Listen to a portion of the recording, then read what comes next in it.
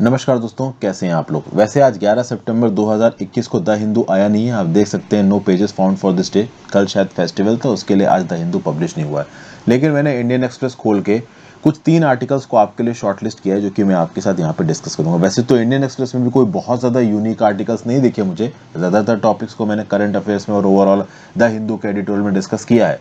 But ठीक है, overall अपने डिस्कशन को कंटिन्यू करने के लिए यूनिक टॉपिक्स ढूंढने की कोशिश की है। एक टॉपिक तो यह है कि it turns out getting people back to work isn't all that easy for Silicon Valley. ये मैं बोलूँगा सिर्फ सिलिकॉन वैली की बात नहीं हो रही है, ये हर उस पर्टिकुलर पर्सन के लिए बात हो रही है जो कि वर्क फ्रॉम होम करता है। आपको पता है कि कोविड-19 के पैंडेमिक का लॉकडाउन लगा, वर्क फ्रॉम होम वाली स्थिति आ गई। आईटी कंपनीज अच्छा खासा पैसा कमा रही, चूंकि डिजिटल सर्विसेज की डिमांड बढ़ गई है। अब आप कह सकते हो कि जो नेटफ्लिक्स जैसी कंपनियां हो गई, अमेजॉन प्राइम हो गई, हॉटस्टार हो गई, जूम हो गई, इस प्रकार की कंपनियों का काम ऑनलाइन है। कोडिंग वगैरह का काम तो घर बैठे बैठे हो सकता है, तो वर्क फ्रॉम होम पहले हो रहा था। अब शायद जब लॉकडाउन हट रहा है तो ये कंपनीज वापस बुलाना चाहती हैं अपने एम्प्लॉयज को कि भाई ऑफिस में आके काम करो। बट शायद अब एम्प्लॉय वापस जाके काम नहीं करना चाहते हैं। तो इस रिस्पेक्ट में एक व्यू पॉइंट दे रखा है, इस व्यू पॉइंट को समझने की कोशिश करेंगे।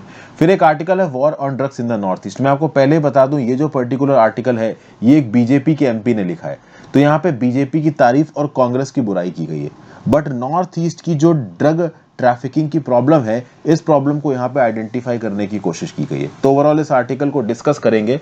वैसे तो जयराम रमेश साहब ने बीजेपी सरकार के अगेंस्ट यहाँ पे कुछ स्टेटमेंट्स दे दिए थे, तो बीजेपी सरकार के एमएलए ओवरऑल इन स्टेटमेंट्स को रिफ्यूट कर रहे हैं। बट ठीक है, एक अलग प्रकार का प्रॉब्लम है। हल्का फुल्का नॉर्थ ईस्ट में जो ड्रग ट्रैफिकिंग की प्रॉब्लम चलती है उसके बारे में आपको एक बेसिक जानकारी मिल जाएगी। That's why I am discussing this article. और finally, if inflation remains elevated, monetary policy committee could lose credibility. देखिए, मॉनेटरी पॉलिसी कमेटी का काम क्या है, आरबीआई की काम है इन्फ्लेशन को कंट्रोल करना। और ये आर्टिकल यही बोल रहा है कि अगर मॉनेटरी पॉलिसी कमेटी जरूरत से ज्यादा ग्रोथ बढ़ाने के चलते इन्फ्लेशन कंट्रोल नहीं कर पाई तो चीजें प्रॉब्लमेटिक हो जाएंगी। खुद एमपीसी की क्रेडिबिलिटी चली जाएगी, आरबीआई की जो क्रेडिबिलिटी है वो चली जाएगी। तो यहाँ पे जो व्यू पॉइंट दिया जा रहा है इसको भी हम लोग यहाँ पे समझेंगे। तो ये 3 पर्टिकुलर आर्टिकल्स मैं आपके साथ डिस्कस करूंगा। तो पहले आर्टिकल से शुरुआत करते हैं। वीडियो पे लाइक का बटन जरूर दबा देना अगर अब तक आपने नहीं दबाया तो turns out getting people back to work isn't all that easy for Silicon Valley. देखिए, टेक्नोलॉजिकल कंपनीज ने ही वर्क फ्रॉम होम का जो कंसेप्ट है इसको फेमस किया है। और एट द सेम टाइम यही जो टेक्नोलॉजिकल कंपनीज हैं उन्होंने प्रोफेशनल सेटिंग्स में इनफॉर्मल वर्क एनवायरनमेंट बना के इनोवेशन को प्रमोट करने की बात की। अब आप बोलोगे सर ये क्या बोल गए, समझ में नहीं आया। पहली बात तो यह है कि जब कोविड-19 का लॉस हो मतलब फैलना शुरू हुआ तो लोगों की सैलरी वगैरह कम हो गई, कुछ लोगों की नौकरियां चली गई, प्रोफेशनली लोग इनसिक्योर होने लगे। लेकिन जो बड़ी बड़ी टेक टाइप की कंपनीज है वहां पे लोगों की नौकरियां सेफ थी, उन लोगों ने घर से काम करना शुरू कर दिया। ओवरऑल आप कह सकते हो कि वर्क फ्रॉम होम का कल्चर यहाँ पे प्रमोट हुआ।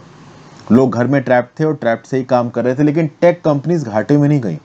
टेक कंपनी जो बड़े बड़े आईटी जाइंट्स हैं ना, पिछले 2 साल में जबरदस्त प्रॉफिट कमाया है। उनके स्टॉक के दाम भी ऊपर जा रहे हैं, उनके डिजिटल प्रोडक्ट्स भी मार्केट में बिक रहे हैं। और आपको पता है कि पैंडेमिक के समय पे डिजिटल प्रोडक्ट्स की डिमांड बहुत ज्यादा बढ़ गई है।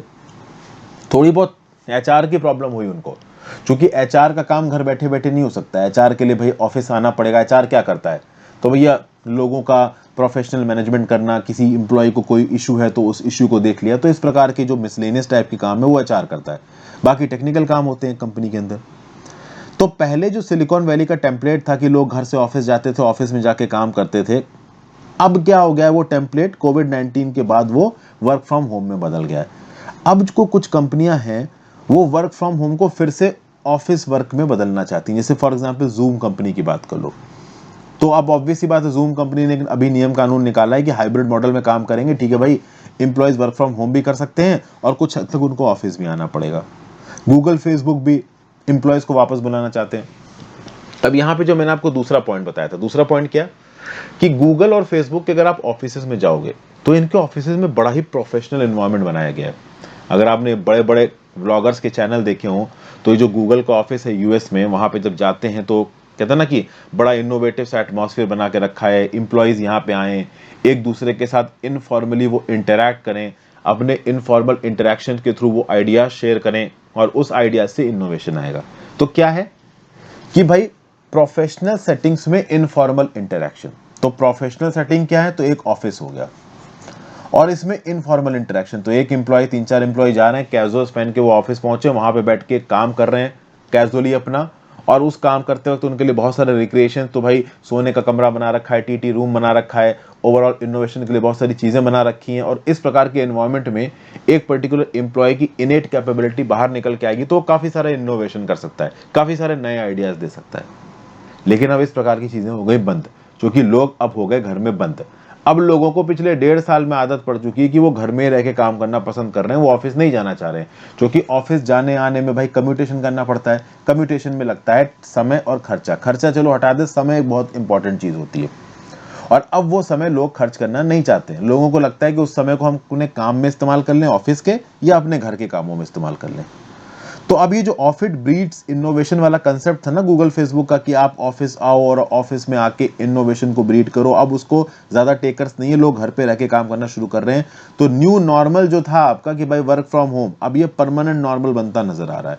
अब हालांकि ये परमानेंट नहीं है, कल की डेट में ये एम्प्लॉयर्स जो हायर करके रखे हैं वो बोलेंगे कि ऑफिस आओ तो जाना ही पड़ेगा, भाई नौकरी करने वाले को तो बात सुननी ही पड़ेगी। लेकिन खास बात ये भी होती है कि जो बड़े बड़े एम्प्लॉयर्स हैं ये बुलाना क्यों चाहते हैं, ओवरऑल ऑफिस बुलाना क्यों जरूरी है? अगर आपको इनोवेशन घर बैठे बैठे मिल रहा है तो why are you calling these employees to office? उसकी एक वजह बताई जा रही है यहाँ पे।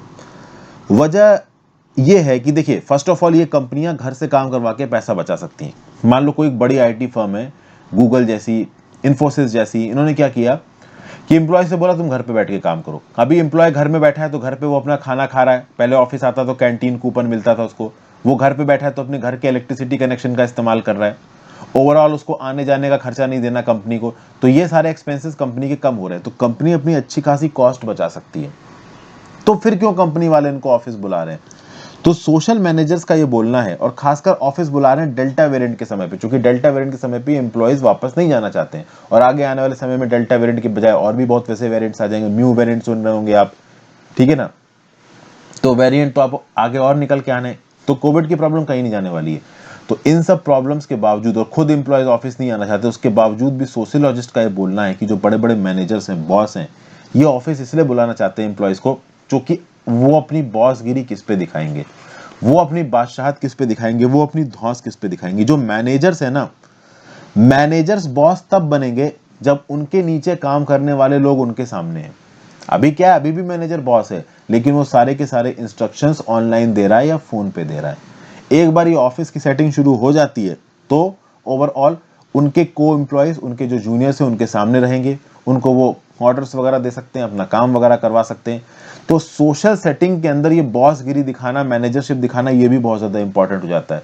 और इस पर्टिकुलर नोशन की वजह से सोशलॉजिस्ट का बोलना है कि एम्प्लॉयज को ऑफिस बुलाना चाहते हैं ये मैनेजर्स। प्लस गूगल फेसबुक में वो इनोवेशन वाला काम तो है कि भाई ठीक है, आप वर्क स्पेस प्रोफेशनल सेटिंग में इनफॉर्मल इंटरेक्शन करोगे तो इससे इनोवेशन होगा ही। और देखिए, प्रॉपर चीज ये है कि एक्चुअली में जॉब का जो एनवायरनमेंट होता है वो ये होता है कि आप ऑफिस आओ और ऑफिस आके काम करो। सबको ये लगता है कि अगर आप ऑफिस बुला के काम करवा रहे हो आप ज्यादा एफिशिएंसी टेकअप कर लोगे।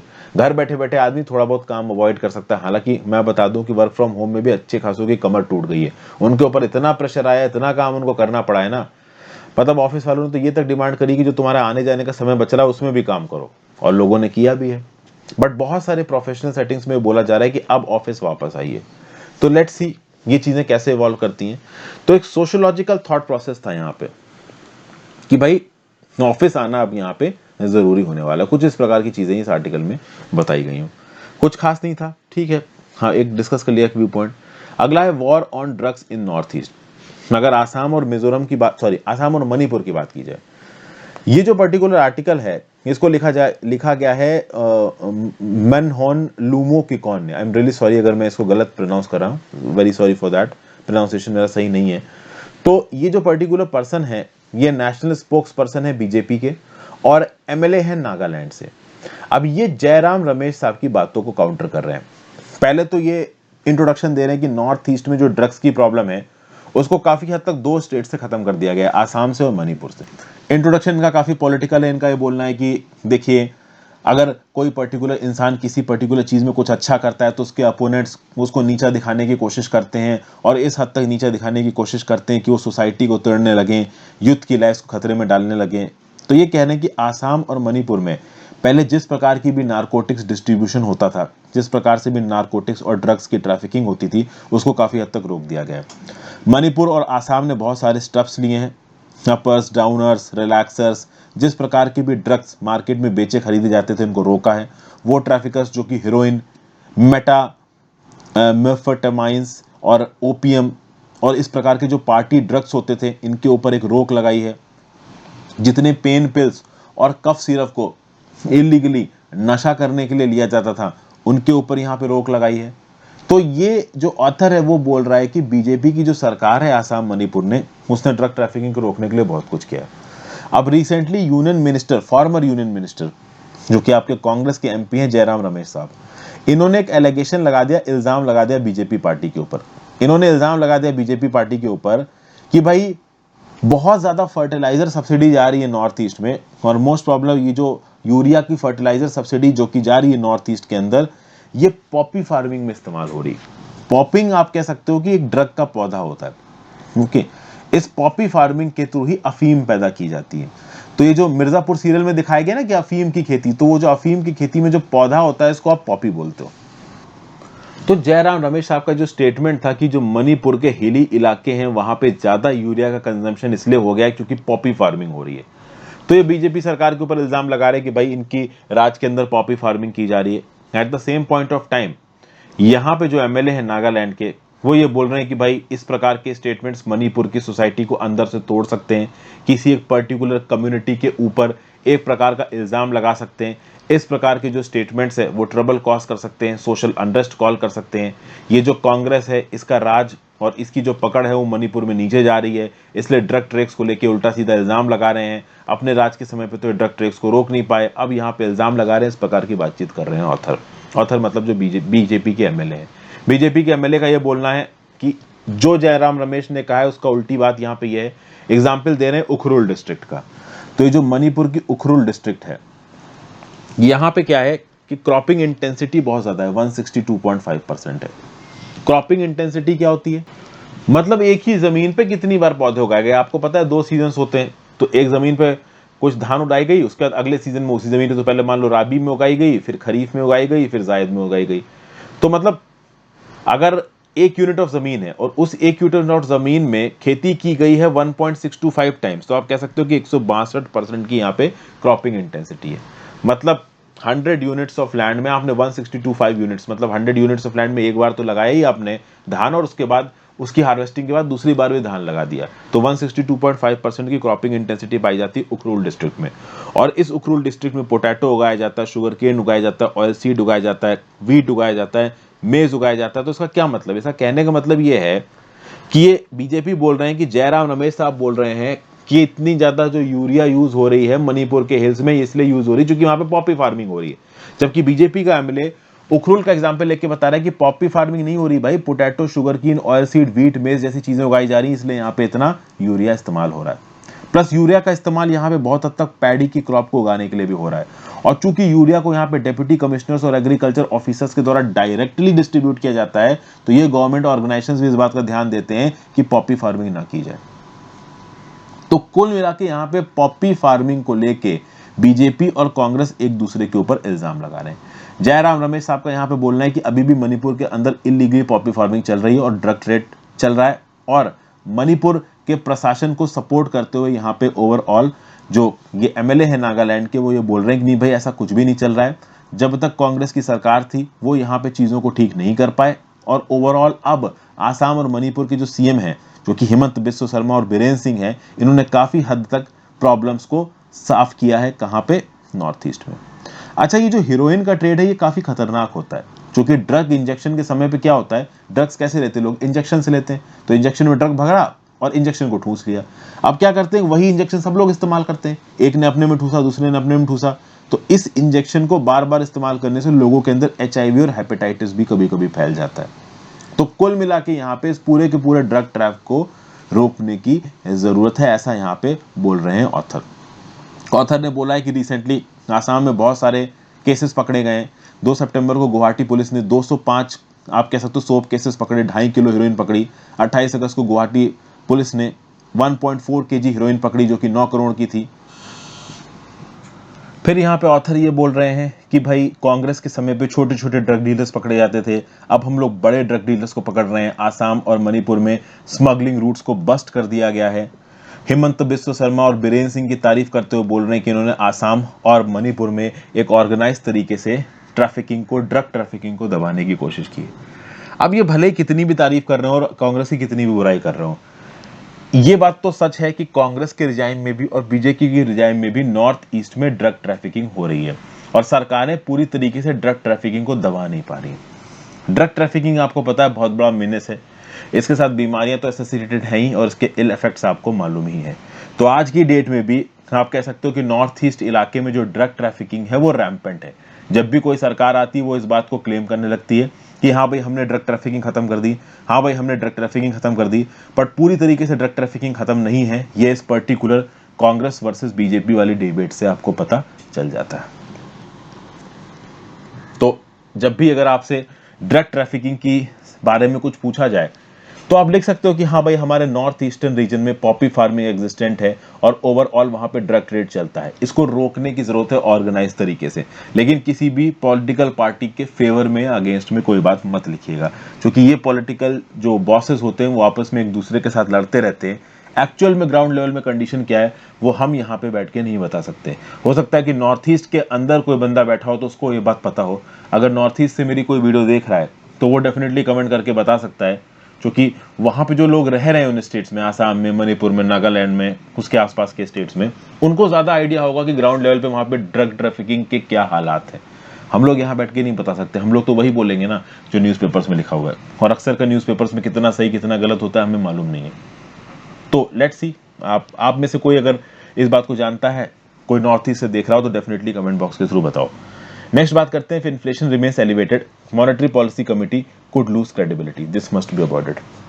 देखिए जीडीपी डाटा रिसेंटली रिलीज किया गया है और इससे ये पता चला है कि जो सेकंड वेव का इकोनॉमिक फॉलआउट है वो फर्स्ट वेव की इकोनॉमिक फॉलआउट जितना खतरनाक नहीं है, क्योंकि सेकंड वेव में हम लोगों ने उस लेवल का लॉकडाउन नहीं लगाया। क्योंकि सेकंड वेव के दौरान जो लॉकडाउन लगाए गए थे वो लोकलाइज थे और फर्स्ट वेव में तो पूरी इकोनॉमी ही बंद हो गई थी। अगर आप इस करंट ईयर के फर्स्ट क्वार्टर की बात करो, मतलब 2021-22 के फर्स्ट क्वार्टर की बात करो, मतलब अप्रैल मई जून 2021 की बात करो, तो प्री कोविड लेवल्स के रिस्पेक्ट से इकोनॉमी 9% नीचे। प्री कोविड लेवल क्या हो गया, तो आपको पता है कि मार्च 2020 से आपका कोरोना फैलना शुरू हुआ, तो अप्रैल मई जून 2020 ये तो भाई कोविड वाला समय आ गया, लेकिन अप्रैल मई जून 2019 ये कोविड वाला समय नहीं था, तो इसको आप कह सकते हो प्री कोविड लेवल। तो अप्रैल मई जून 2019 का अगर आप इकोनॉमिक डाटा देखो और इसको कंपेयर करो अप्रैल मई जून 2021 से, तो अप्रैल मई जून 2021 में जो इकोनॉमी है वो 9% नीचे है विद रिस्पेक्ट टू अप्रैल मई जून 2019। लेकिन उसके बाद के जो हाई फ्रीक्वेंसी डाटा निकल के आ रहा है, मतलब जुलाई अगस्त सितंबर का जो हाई फ्रीक्वेंसी डाटा निकल के आ रहा है, तो ऐसा बोला जा रहा है कि सेकेंड क्वार्टर ऑफ 2021-2022 में जो इकोनॉमी है वो प्री कोविड लेवल पे पहुंच जाएगी। मतलब कि जुलाई अगस्त सितंबर 2019 में जो इकोनॉमी का साइज था, जुलाई अगस्त सितंबर 2021 में इकोनॉमी का साइज ऑलमोस्ट उतना हो जाएगा। ये अलग बात है कि जो कॉन्टैक्ट इंटेंसिव सेक्टर्स हैं वो उतनी तेजी से ग्रो नहीं कर रहे हैं, क्योंकि ऑब्वियस सी बात है कोविड-19 में कॉन्टैक्ट को अवॉइड किया जा रहा है, तो लोग होटलों में ज्यादा नहीं जा रहे हैं, टूरिज्म ज्यादा नहीं हो पा रहा है, इस प्रकार की चीजें यहाँ पे थोड़ी कम पड़ गई हैं। ओके, हालांकि अभी रिसेंटली थर्सडे को शक्तिकांता दास साहब ने एक लेक्चर दिया, आरबीआई की गवर्नर है ये, और इन्होंने ऑप्टिमिज्म स्टेट किया over the state of the economy. Event Indian express और फाइनेंशियल टाइम्स ने ऑर्गेनाइज किया, तो इसको बड़ा बोल्ड करके लिख रखा है इंडियन एक्सप्रेस में, चलिए वो तो ठीक है, अपने अखबार की मार्केटिंग कर रहे हैं। तो यहाँ पे शक्तिकांता दास साहब ने बोला कि economic will witness a sequential improvement in the second quarter as fast moving indicators are looking quite upbeat. इनका ये बोलना है कि भैया जो सेकंड क्वार्टर है जुलाई अगस्त सितंबर 2021 का, इसमें इकोनॉमी तेजी से बढ़ेगी क्योंकि इंडिकेटर्स काफी इंप्रूव नजर आ रहे हैं। अब सबसे खास बात यहाँ पे ये है कि ओवरऑल इकोनॉमी कितने से बढ़ेगी आप एसेस कैसे करोगे। अगर आप प्री कोविड-19 लेवल से चीजों को एसेस कर रहे हो तो ठीक है, लेकिन अगर आप एसेस करते हो लास्ट साल से, यानी कि जुलाई अगस्त सितंबर 2020 से अगर आप एसेस करते हो तो जुलाई अगस्त सितंबर में तो ऑलरेडी इकोनॉमी 7.4% नीचे जा चुकी थी। तो जुलाई अगस्त सितंबर 2019 के कंपैरिजन में अगर आप 2020 को देखोगे तो इकोनॉमी 7.4% नीचे थी। तो ये जो जुलाई अगस्त सितंबर 2020 वाला जो डाटा है, इससे तो हमारी इकोनॉमी 2021 में ज्यादा ही होगी। बट क्या उसको आप रियल ग्रोथ बोल सकते हो? डेफिनेटली आप उसको एक रियल ग्रोथ नहीं बोल सकते हो। अगर आप सच में रियल ग्रोथ बताना चाहते हो तो आप प्री कोविड टाइम्स के साथ चीजों को कंपेयर करो। तो अगर यहाँ पे आरबीआई और शक्तिकांता दास कोविड के समय पे जो इकोनॉमी नीचे गई थी उससे कंपैरिजन करके बता रहे हैं कि इकोनॉमी बढ़ रही है, तो that will not be a proper indicator. Plus यहाँ पे जो हमारा Nomura India business resumption index है वो 100.6 पे पहुंच गया इन द वीक एंडिंग 5 सितंबर। इससे पहले वाले वीक में था 102.8। तो जितना ऊपर ये इंडेक्स होगा उतनी ही बिजनेस रिजम्पशन एक्टिविटीज के जो पैरामीटर्स है वो अच्छे होंगे। तो इसका मतलब ये है कि जितनी तेजी से हम एक्सपेक्ट कर रहे हैं इकोनॉमी बढ़ेगी उतनी तेजी से बढ़ेगी नहीं। अब सबसे खास बात यहाँ पे ये है कि आरबीआई का मेन काम क्या है।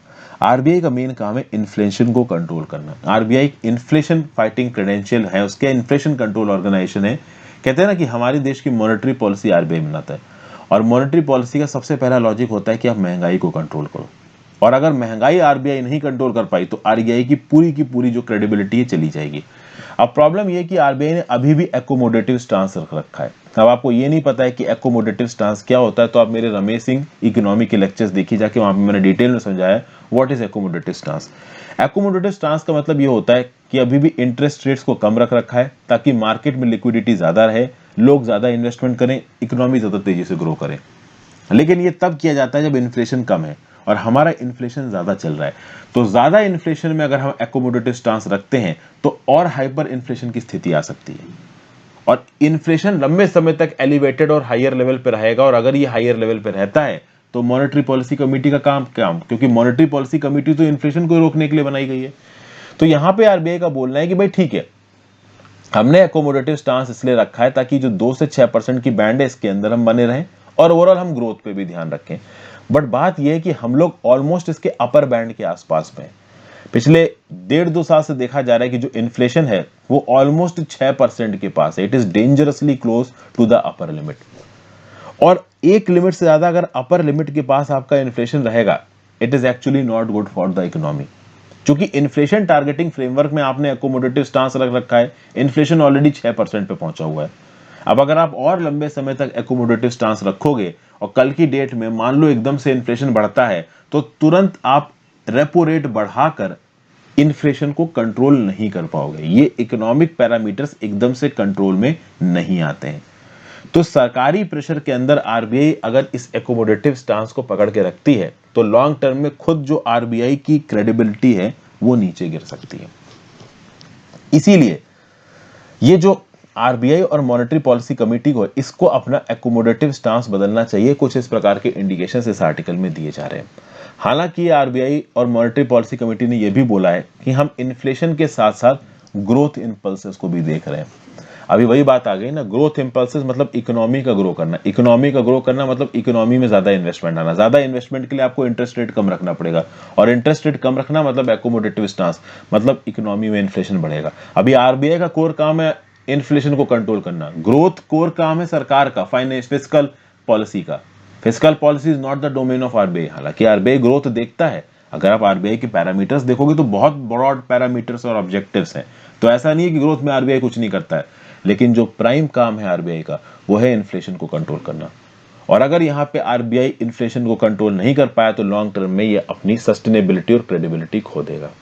तो आगे आने वाले समय में मॉनेटरी पॉलिसी कमेटी और आरबीआई के लिए मुश्किल समय होने वाला, यही बताया जा रहा है। तो thank you for watching this video friends. छोटी सी वीडियो थी, ज्यादा कुछ था नहीं, बस ठीक है मैंने आपके लिए बना दी। चूंकि अब द हिंदू था नहीं तो कंटिन्यूटी रखने के लिए मैंने कुछ 3 एडिटोरियल्स इंडियन एक्सप्रेस के आपके साथ डिस्कस करता हूँ। आशा करता हूँ कि आपको पसंद आया हो।